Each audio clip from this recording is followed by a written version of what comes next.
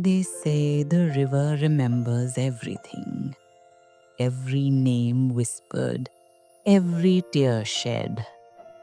And if that's true, then it remembers mine too. I remember that winter like a scar you can still feel, even when it doesn't ache anymore. The wind had teeth that year. It bit through our little house at the edge of the river, howling like it wanted to take something from me. Maybe it did. It began with my fingers, stiff, trembling, refusing to hold the needle the way they used to.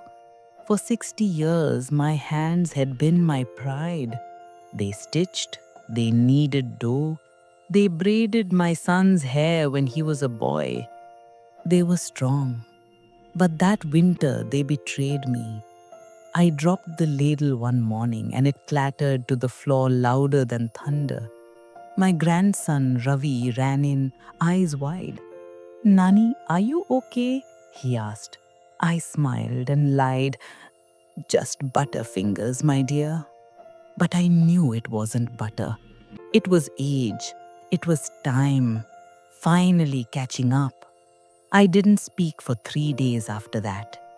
You see, silence can be louder than words when your heart is breaking. My family thought I was ill. Maybe I was. But it wasn't my body that hurt. Most, it was my memories. When you live as long as I have, memories start to visit you like ghosts. They sit beside you, whispering, reminding you of who you used to be, of promises you never kept, and faces that time stole away. That week, I saw him again, Rajan, the man I was supposed to marry before life took a cruel turn.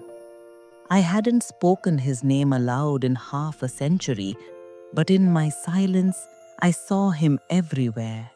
His smile, his ink stained fingers, the way he used to tuck wildflowers behind my ear and tell me stories about the big city, a city I never got to see. When my hands first went numb, it was his handwriting I remembered, sharp, neat, certain, like him. And it was his letters I had been hiding for all those years. Letters no one knew about.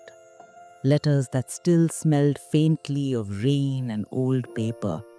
The first one began with, Meena, if you're reading this, it means I'm too weak to come see you.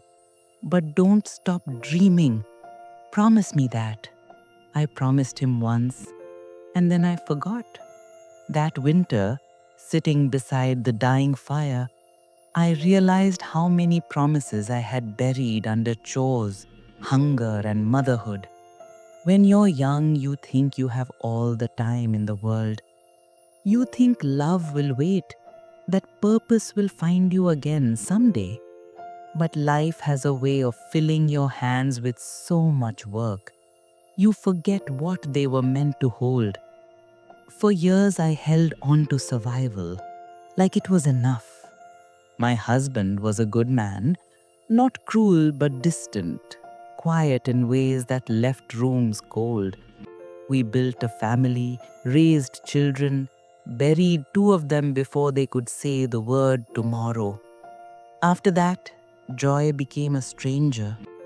And yet, somehow in the cracks of my sorrow, tiny flowers still grew.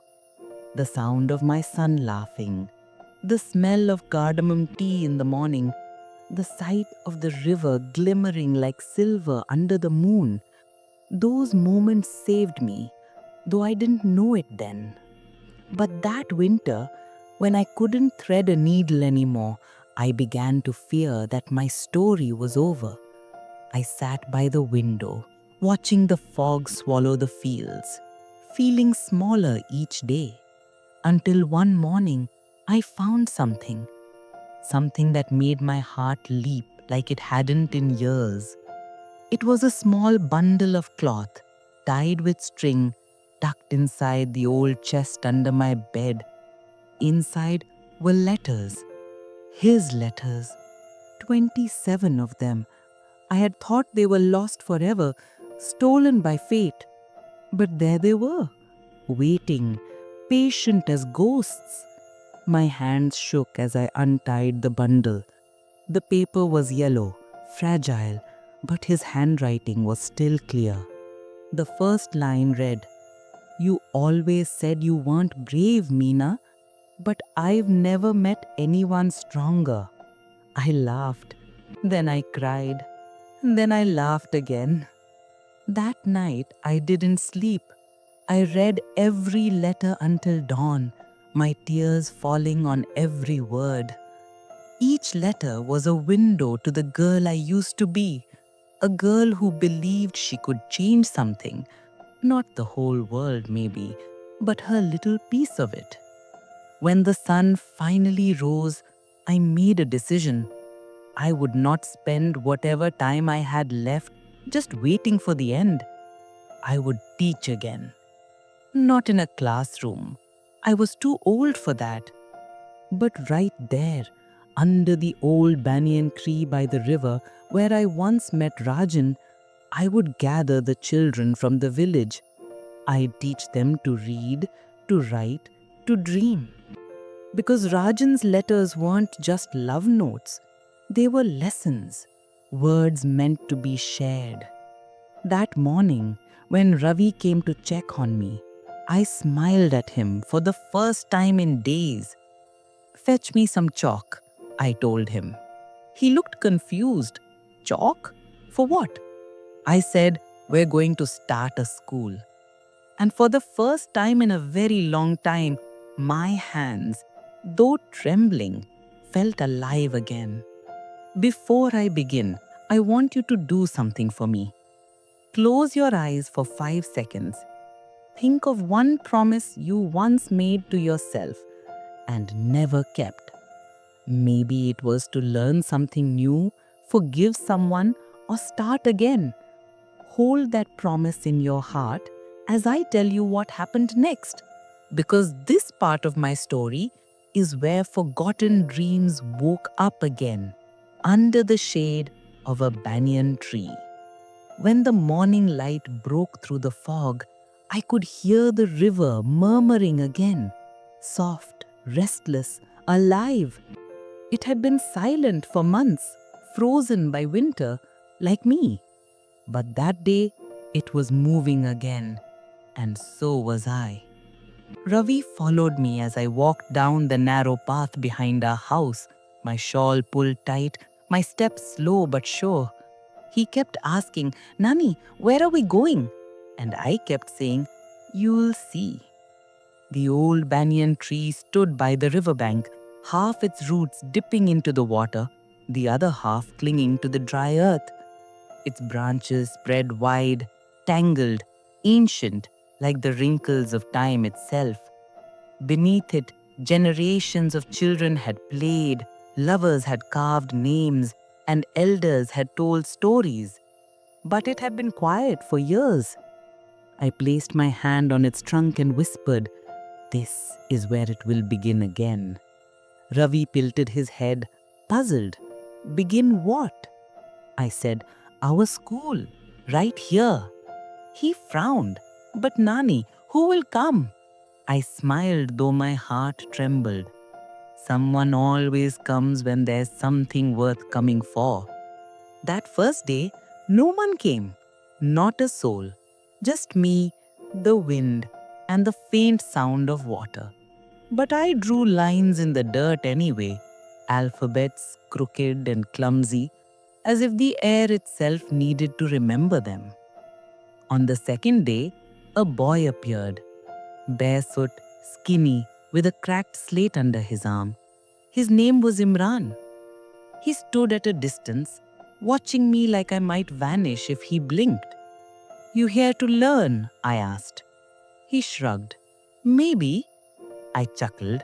"Then maybe I'll teach you." He sat down, weary but curious. His eyes darted around, searching for something, perhaps other students, perhaps an escape. I handed him a stick. Draw your name in the dirt."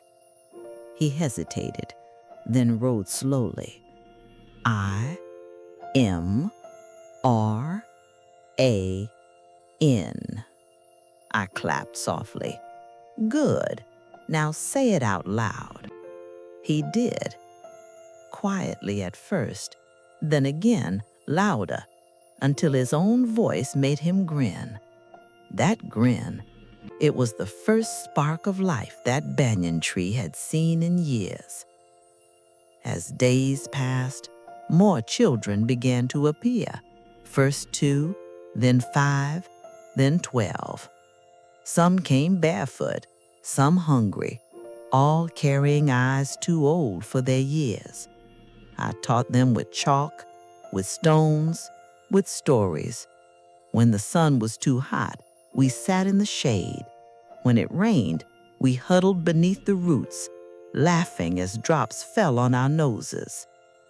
And slowly, the tree began to hum again, not with leaves, but with laughter. But with every smile, I felt a shadow behind me, the weight of those letters still hidden in my room. Rajan's words echoed in my mind. Teach them not just words, Meena, but courage. There was courage, yes, but there was also fear. Fear that I was too late, that I had started too old, that my frail hands couldn't hold the thread long enough to pass it on. One afternoon, as the sun melted into gold and the river glowed like glass, Imran asked me something I wasn't ready for. "Nani," he said, "why do you teach us for free? Everyone says nothing in this world is free." I looked at him, my throat tight. "Because once," I said softly, "someone taught me that love and knowledge are the only things worth giving away." He didn't understand. Not fully, but he nodded, and that was enough. That evening, I returned home and opened another of Rajan's letters. The paper trembled in my hand. "If the day ever comes when your hands can't work, let your words do the work for themselves. Speak, Meena. The world needs to hear you." I smiled through tears. It was as if he knew, even from another lifetime, that this was how I'd find him again. The next morning, I wrote something new on the ground beneath the banyan tree. Imran read it aloud. "Even us, especially you," I said. From that day, the little school became more than just my dream. It became theirs. The children began bringing their siblings, their friends. The banyan tree that once stood silent now had 100 voices echoing beneath it. But with every smile, something else began to stir. Whispers. Adults started talking. "Oh, Meena's lost her mind," they said. "A widow teaching beggar children. What use is that?" At first, I ignored them, but the words grew sharper. They said, "She's filling their heads with nonsense. They should be working, not learning." And one day, those words reached my doorstep, carried by a man I knew too well. My husband's younger brother. He stood at my gate, arms folded, eyes like cold steel. "Enough of this, Meena," he said. "You're bringing shame. Come to your senses." I looked at him, and for the first time in my life, I did not lower my eyes. "Brother," I said quietly, "if teaching children to read is madness, then I pray I never become sane again." He left without a word. But that night, I could hear angry murmurs outside, the sound of sticks, of voices, of something coming I could not yet see. And as the wind rustled through the banyan leaves, I felt it, the calm before another storm. Before we begin, take a deep breath and feel the weight of silence around you. Sometimes the quiet hides storms, and the storms hide truth.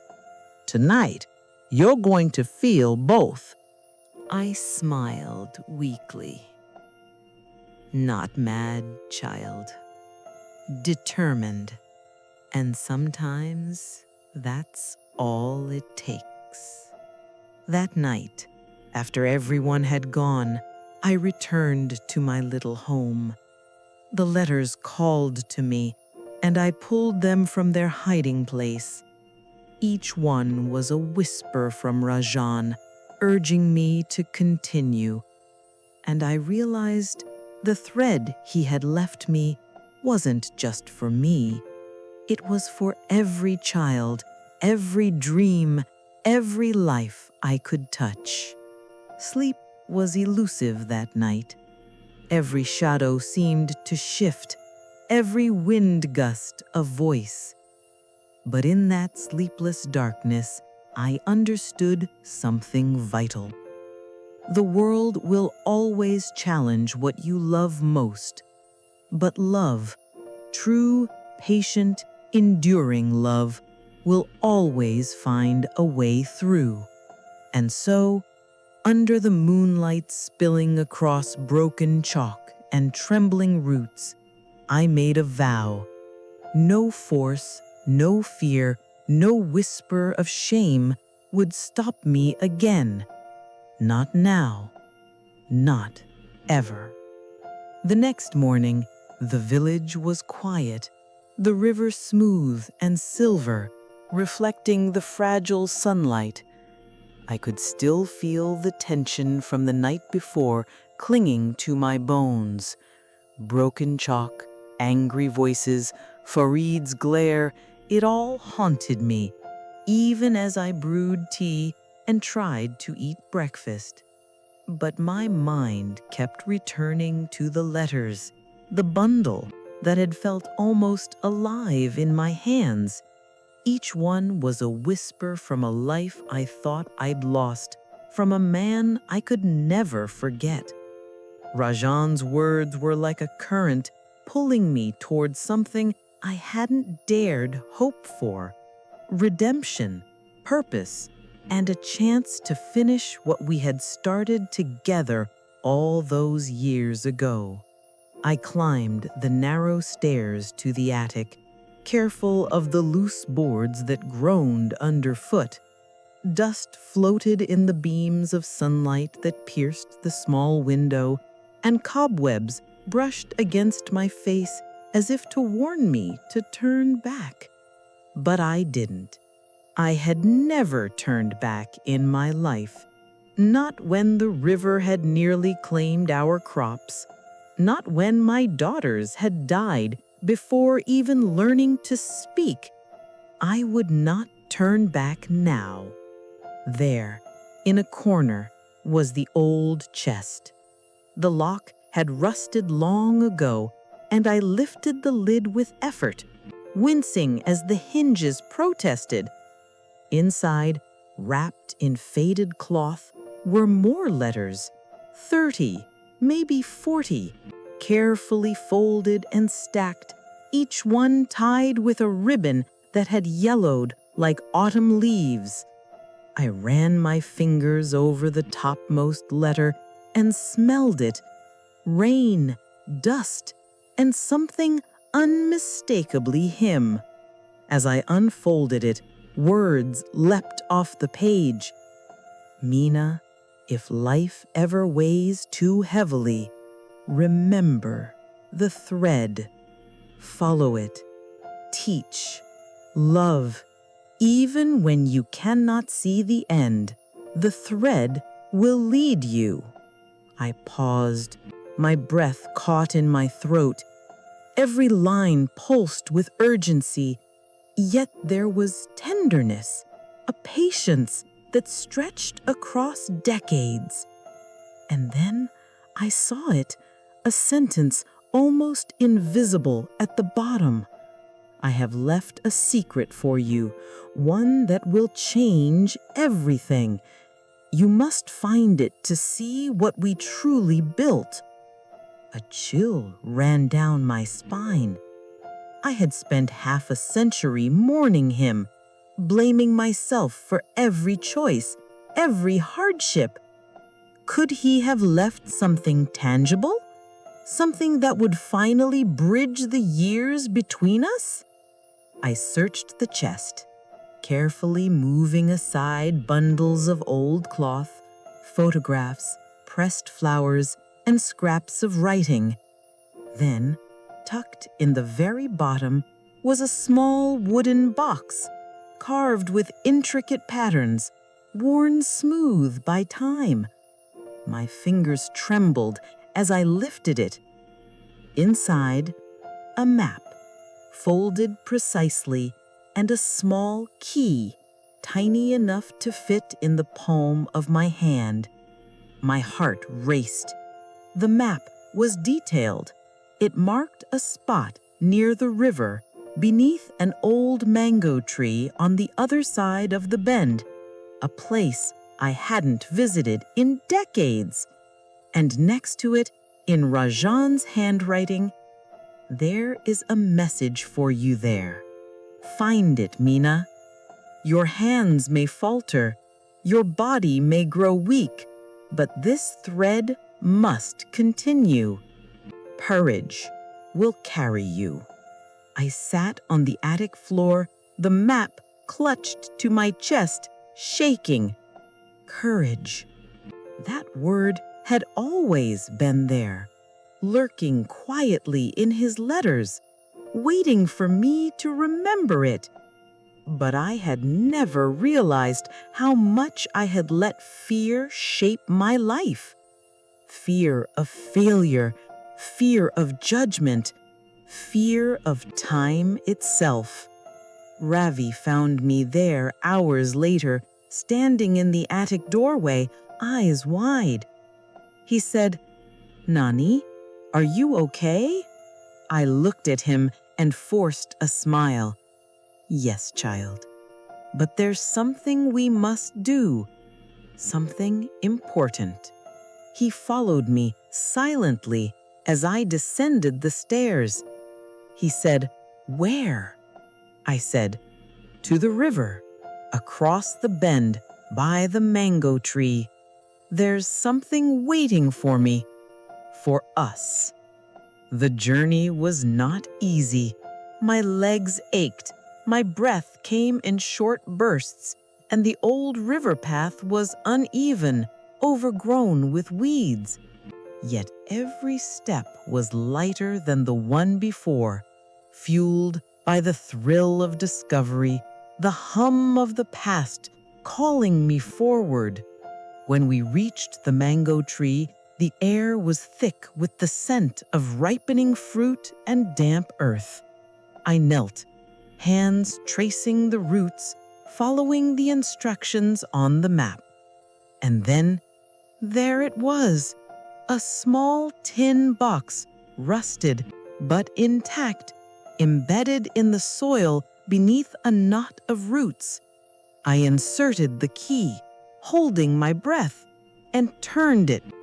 Inside were more letters.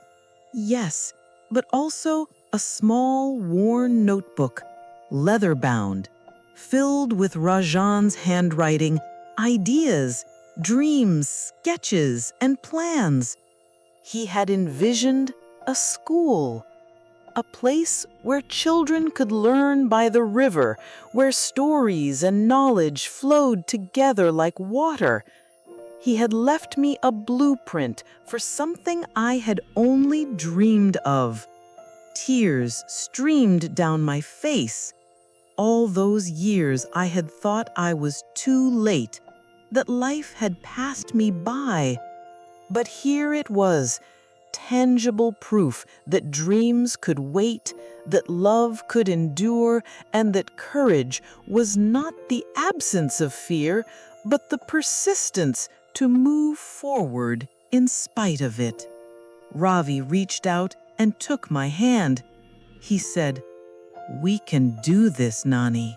We can make it real. I nodded, clutching the notebook like a treasure. Yes, my boy, we will. This is the thread, the endless thread that we must follow no matter what.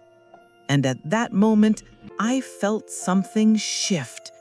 The river glimmered brighter, the leaves on the mango tree whispered in the wind, and for the first time in years, I felt the pulse of life strong beneath my fingers, even if they ached and trembled. We returned home that evening, carrying the notebook and letters with care. My mind was alight with plans, with hope, with the determination to face whatever challenges came next. For the first time, I realized that my story and the story of those children was no longer about surviving. It was about living fully, bravely, and with purpose. The river had begun to swell after days of heavy rain upstream. Dark clouds draped the sky like a shroud, and the wind moaned through the village streets. I could hear it from my window, an eerie chorus of impending chaos. The children still arrived at the banyan tree, clutching books and slates, ignoring the drizzle. But whispers hollowed us, rumors spreading faster than the rain. Villagers muttered about curses, about madness, about the old woman who had the audacity to teach when the world was too cruel. Farid came again, but this time with more than words. He appeared at the riverbank with two men, fists clenched, eyes hard as stones. "Mina," he said, voice booming, "the children will not learn. You will stop now, or you will pay the price." I met his gaze, steady. "The children will learn," I said. "No one has the right to decide what is worth their minds and hearts." One of his men lunged forward, grabbing a satchel of slates. The children screamed, scattering like frightened birds. I moved quickly, grabbing Imran and pulling him to safety. My hands, though trembling, were stronger than I realized. Rage surged through me, not for myself, but for these small souls who trusted me. A stick cracked against the tree. A sharp yell rang out. I realized then that courage alone would not protect us. I needed help. I ran to the village center, soaked to the bone, dripping mud, calling for allies. A few neighbors emerged, skeptical, curious, and slowly, some stepped forward. One of them, an older woman, who had once learned from me, said, "Let her be. These children are learning. You cannot stop it." The wind ripped through the riverbank, the rain pounding like drums. It was as if the heavens themselves were testing us, daring us to falter. And yet, in the chaos, I saw hope. Small hands clinging to each other, eyes wide, courage like fire inside them. By nightfall, the storm had passed, leaving the banyan tree battered, its roots partially submerged. I sat beneath it, soaked and shivering, and pulled out Rajan's letters again. The words glowed in the dim lantern light. "The thread is endless. You will face storms. You must endure." Endure, that word became a mantra. I whispered it over and over to the children, to myself, and to the river that had almost claimed us. That night, as I lay in bed, I realized something terrifying. Storms were not just outside. They were coming from inside the village, from those who felt threatened by hope, by learning, by courage. And they would not stop until they broke me, or until I proved that the thread of purpose was stronger than fear. Before you dive in, think of a secret buried so long you almost forgot it existed. Imagine uncovering it tonight. That is where we go next, into shadows, lies, and revelations. Weeks passed, and the school by the banyan tree began to grow. Children came daily, carrying their hunger, their laughter, and their untold stories. I felt alive again. Every laugh, every mistake, every small victory. But shadows always lurk where light gathers. Farid had not vanished. Whispers reached me, complaints filed with local elders, threats made in quiet corners. And one evening, while I was gathering chalk, a letter appeared under my door. No return address, no signature. It read simply, "Stop teaching, or the children will pay the price." My stomach clenched. I thought of the night of broken chalk, of sticks, of the first storm. Fear slithered back into me, but this time it was sharpened by guilt. What if something happened to them because of me? I called the children close and told them to stay home until the danger passed. Imran looked at me wide-eyed. "Nani, will you stop teaching?" I shook my head. "Never," I whispered.